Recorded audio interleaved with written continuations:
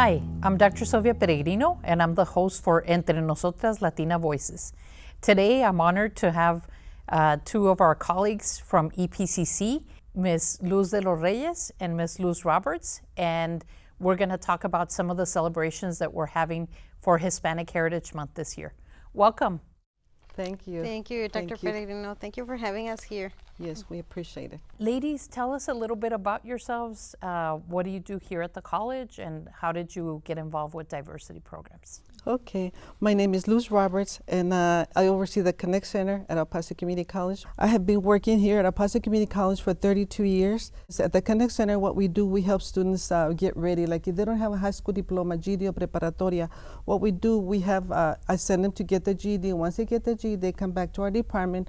We work with them one-on-one, prepare them in the tutoring for the 4 subjects that's required in order for the students to come into the college, which consists of the reading, the writing, the sentence skills, and the grammar.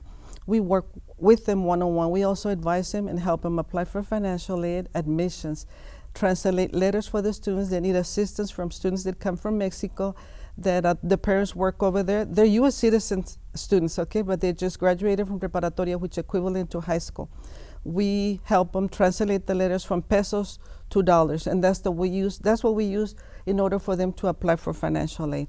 We are always there to help them and assist them with anything, with open heart and an open arms to welcome everybody in order to help them become EPCC students. That's great. That's wonderful. Yes. And Ms. Luz, tell us a little bit about what you do at diversity programs. Thank you, Dr. Peregrino. I am the Administrative Associate for Diversity and Inclusion Programs. And I've been here with the college 8 years. I started as a work study for testing services when I graduated from high school, and then from there I work as a part-time, and then I moved to physical plan, and then from physical plan I'm here with diversity and inclusion programs. We like to highlight everyone, all the cultures, and besides cultural events like Black History Month, Women's History Month, Hispanic Heritage, we also have our workshops. We have our Safe Zone group that indicates that the college is LGBTQ friendly. We have a new segment that we called it EPCC Voices, and we offer other departments to work with us, and we always like to work with other departments so we can highlight everyone. Mm-hmm. And that's great. I know that we always celebrate Hispanic Heritage Month here at the college and nationwide. Could you tell us a little bit about the origins, if you recall? The Hispanic Heritage Month, a little bit of a brief history is that the event is celebrated here in the United States from September 15 to October 15. And it's not only 16 de septiembre or Mexican Independence Day. Like a lot of people think that it's Hispanic heritage. And it's understandable also because we live in a border city. So Juarez, it's our neighbor. So people think that it's just 16 de septiembre, but Hispanic Heritage Month, it's all the cultures, all the South American countries, Honduras, Colombia, Ecuador, Venezuela, Argentina.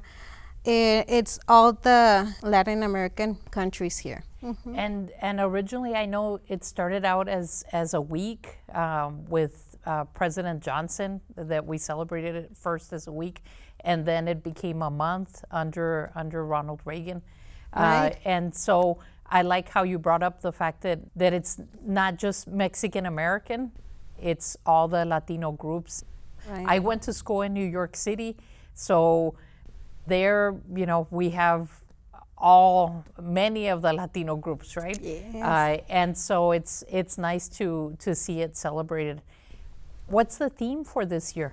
The theme for this year is Unidos, which means inclusivity for a stronger nation. Okay, especially after the pandemic, how we got separated. We thought about this thing because of the fact, let's bring everybody together to make us a strong, nation, to continue helping and guiding our our people and everybody that needs our assistance. Ms. Roberts, you've been with the college a long time. How did you first get involved with diversity programs? Okay, I got involved with the diversity program when Miss Olga Chavez, the lady, the person that put this in charge, she was in charge of all this, putting all this together for the Hispanic Heritage, the Diamond Award and everything. She asked me 22 years ago, if I would like to participate in the Hispanic Heritage Committee. And ever since then, for 22 years, we have been celebrating every year. And that's wonderful that, Yes.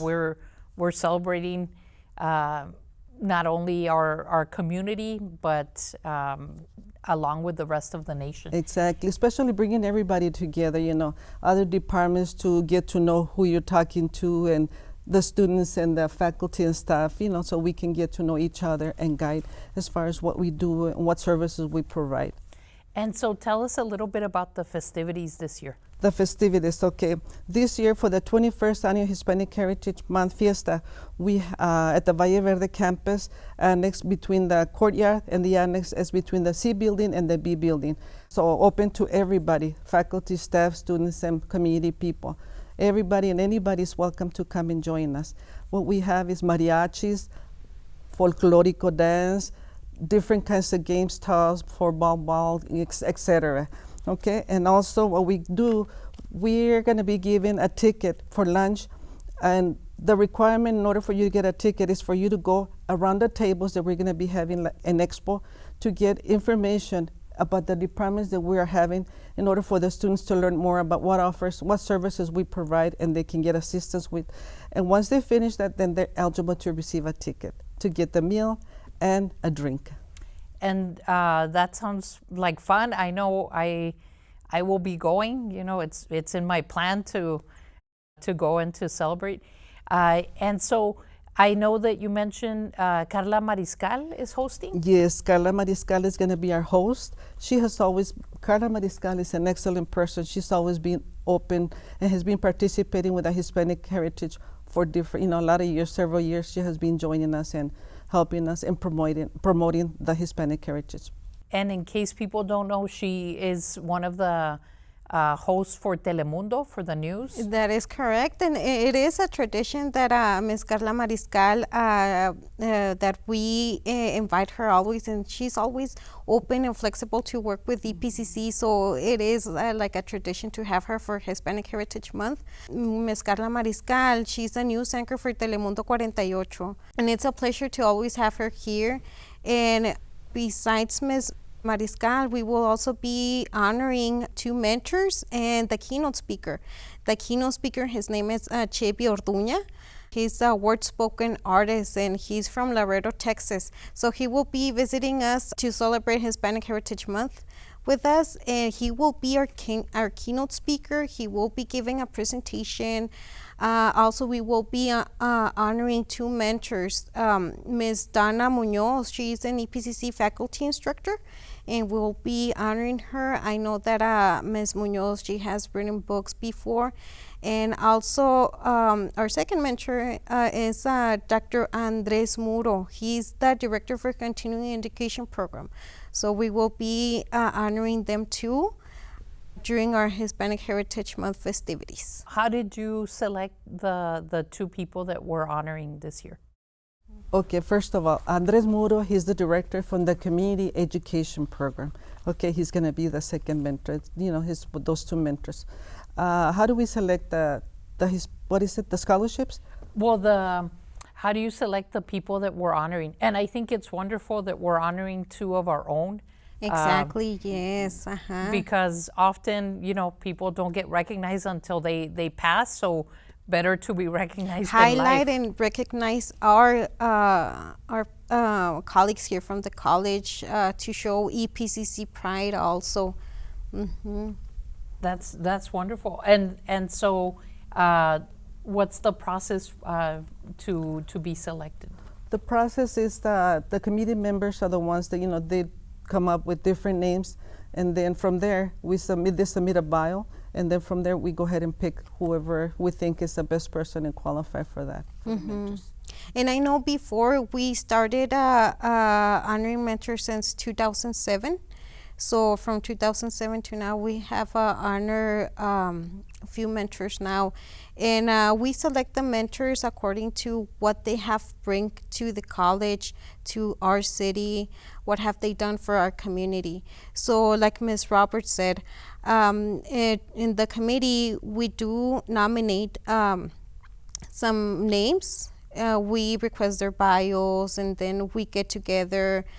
We have a meeting, and we all go over all their bios, and we then select and decide who will be the mentors for this year. And I mean, all the names are, we have got everyone, I could say everyone's very good, that they have bring a lot to the college and also to the community. But for this year, Ms. Dana Munoz and Dr. Muro will be our two Hispanic Heritage mentors. And that's wonderful because, you know, we're recognizing the strengths in our community and people that contribute to helping increase the educational attainment of Latinos. I think you mentioned that Mr. Muro works or helps migrant farm workers. Yes, Dr. Muro helps a lot. The programs that they offer are excellent. I work very close with Dr. Muro, his department.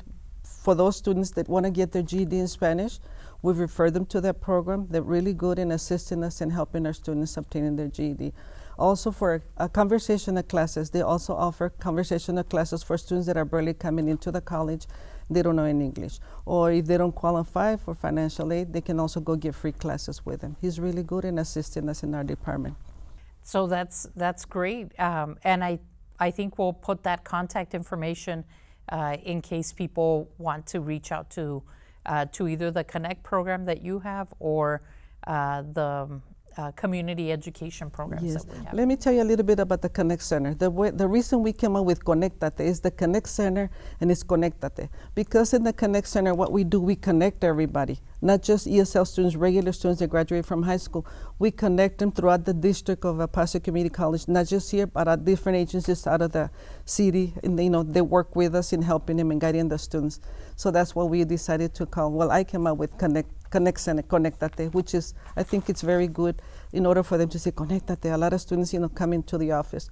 We work very close with the testing center. For students that don't pass the test, they refer them to us, and we continue to connect people and students throughout the district. And you were mentioning that sometimes even the adult education programs reach out to you? Yes, word of word, it gets around. They say, well, how do you get so many students? I said, well, because, when they call in for information, even the operator, or when they go to the admission testing, go to the Connect Center. They'll go ahead and connect you or gate you as far as what department or what assistance you need in. And we get adult senior citizens, or senior citizen people that want to come in for classes, they don't know where to start. We guide them how and what to do, what's the process in order for them to become EPCC students. So we are very happy that we continue to assist and help our students and people. And education is lifelong. So besides the event that we're having at Valle Verde, I know you're also doing some other events. Could you tell us a little bit about what else is going on? Yes, we're going to be having the readings in the library Northwest. We're going to be having some readings at the Rio Grande campus. It's going to be October the 5th. And everybody's welcome to come over and listen to those readings. They're very interesting. Also, I would like to mention that the readings, what it is that we offer our students to come together and read us a little bit of poetry or whatever they would like to share with us, whatever they would like to read to us, what they would like to express. We get together a group of students, and what we also be doing is that we will be giving out 2 books to the top best readers.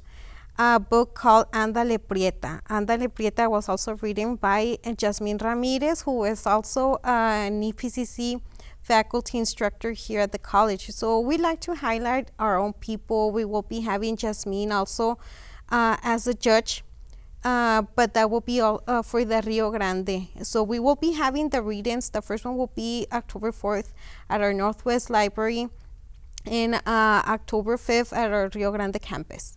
So we're excited about that. We will be giving out 2 books to the top best readers, and we will be having a lot of entertainment in those 2 days also. And I know that I've participated in the past, and I've also, I love literature. That's how I got interested in Chicano studies. I took a class called Chicano literature, a long time ago, and it made me get interested in learning more about our culture and our community. So I've participated when we've done readings at our campus, and so I think it's wonderful. It's a way to get faculty and students together. So hopefully we'll have good turnout. And then they're going to have those autographed books by... Right, yes.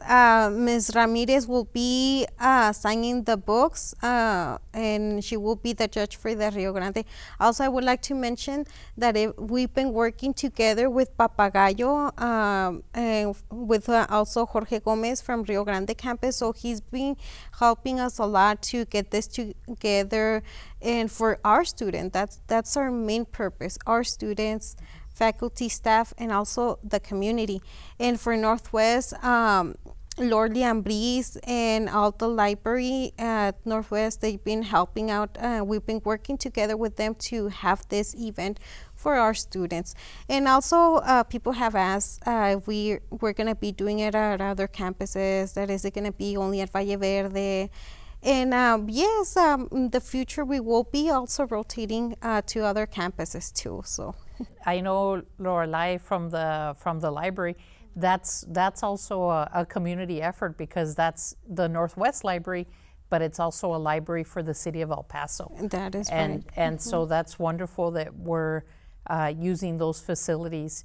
And that's the thing with our campuses being all over the city. I know it's difficult to have simultaneous events. So I think it's great that you're rotating the various activities. Right. Mm-hmm. And in addition to these read-ins and to the big celebration, you also give out scholarships, don't you? That is correct. Would you like to talk about it, Ms. Roberts? We do give scholarships. This year we're going to be having 5 scholarships, which is $1,000 each. The students will be receiving $1,000. The way we go about the scholarships, they have to put what is an essay explaining, and a 3.0 GPA, and we will be awarding 5 scholarships for $1,000 each of the students, which will be very helpful, help them with anything that the students need, if they don't receive financial aid or if they need anything else. That is right. This year, the scholarships for Hispanic Heritage, we open it to all majors, to everyone, international students. So for Hispanic Heritage, we will be giving 5 scholarships, like Ms. Roberts said. But this is not the only time we will be giving scholarships. There are going to be more opportunities coming. We're going to be offering more scholarships later on. So we encourage all our students to be on the lookout on our website, epcc.edu/services/diversity, or also in our social media, Facebook and Instagram. We always offer a scholarship for students, opportunities. This time for Hispanic Heritage Scholarship, it will be for spring 2023. It will be effective for that semester, and like Ms. Roberts said, we will be giving out 5. And I know that this semester I'm teaching a Chicano politics class, so I encourage my students to write the essay and to apply. And I like that it's open to everybody, right? So that everybody can have an opportunity to write the essay and to talk about inclusivity, which is the theme for this year. So that's great. That is correct, yes. We're happy that we received a lot of different applicants, and happy to be assisting and helping those students. And I know as I was thinking about scholarships, I also remember that we have a fundraiser through, I don't know if you've had a chance to go through the EPCC Foundation. Yes. And that's the Fajitas and Margaritas fundraiser. And that raises money for all our EPCC scholarship programs. That is correct. And I would like to mention that we have been receiving a lot of support and guidance from the foundation office. Dr. Dolores Gross and Perla Renteria have helped us in the past, and also for Hispanic Heritage. So they've been very helpful, and I know that they're going to be offering the fajitas and margarita scholarship. So it is a fundraiser. Yes. Have you had a chance to go? And we or no? encourage, everybody to participate. It's really interesting, and like I said, it brings everybody together and get to know and raise money to provide more scholarships for the students. And I know that's going to be held October 6th. I think Yes. tickets for EPCC students, faculty, and staff are $100, and then $125 for The community members. Community members, yes. Right. And that's a donation to EPCC. But I've gone the past few years, and because of COVID, we kind of took a time out, but now we're coming back and having that event. So if you haven't gone in a while, I encourage you to participate. They also have a silent auction, and so they put together baskets and people bid on those, and it's usually EPCC swag or different businesses donate things, and you can have an opportunity to get a massage or get books. And it's for a good cause. So I know I'm planning to go. So I would encourage you to go as well if you haven't been, and encourage our community members to support us. And this goes to EPCC scholarships, which help students For our finish their students. degree. Yeah. Right. We're here for the students and everything for the students, right? Exactly, our students. Yes. And I know that recently I read a story by the Texas Tribune that now Latinos are the biggest group in Texas. But even though we're the largest group, that doesn't translate into having political equality or strong educational attainment, right? Part of the heritage of Hispanic heritage is political participation. Right. Why do you think it's important to celebrate Hispanic heritage in a place like El Paso? Even though we're 80% of the community, why should we still celebrate? I would say because of our roots, to be proud of who we are, where do we come from, and to raise our voice as a Latino. I agree on that. I would also like to,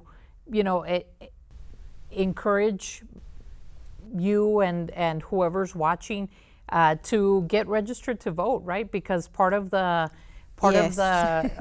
participation also includes political participation, right? Exactly. And so the last day to register to vote is October 11th.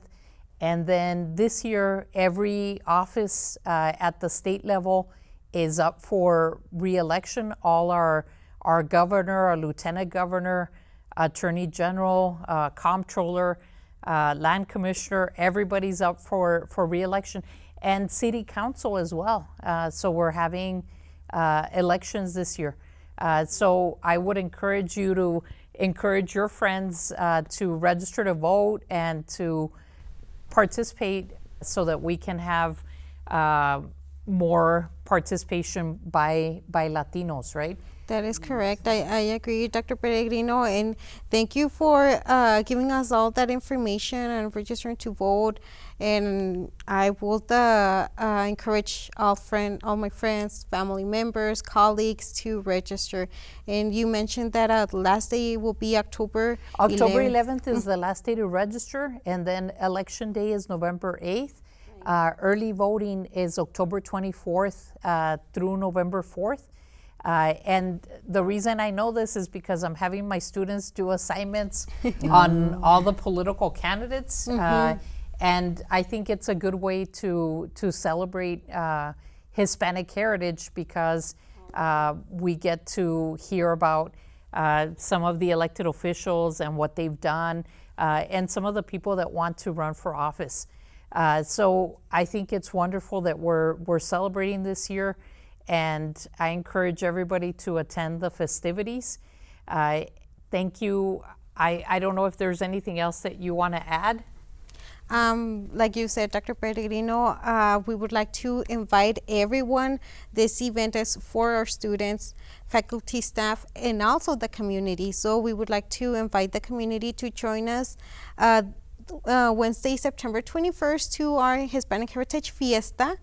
It will be at Valle Verde campus, cafeteria annex, and courtyard from 9 a.m. to 2 p.m. And also for the readings, Northwest Campus Library, October 4th, and Rio Grande campus, October 5th. So we invite everyone to join us. Thank you, Dr. Pellegrino, for having us over and giving out this information. We appreciate it, okay? Thank you, ladies, for all the work you do, especially you, Ms. Roberts, for the long trajectory working with Hispanic Heritage Month and working here at the college.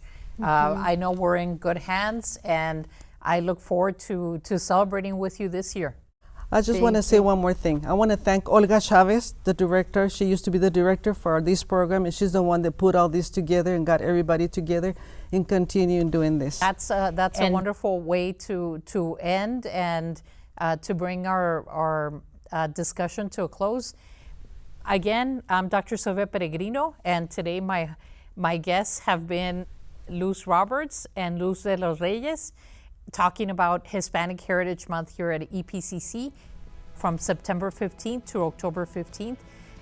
We will put information on the websites, and then remember that this is an election year, and so remember to participate politically as well. Thank you.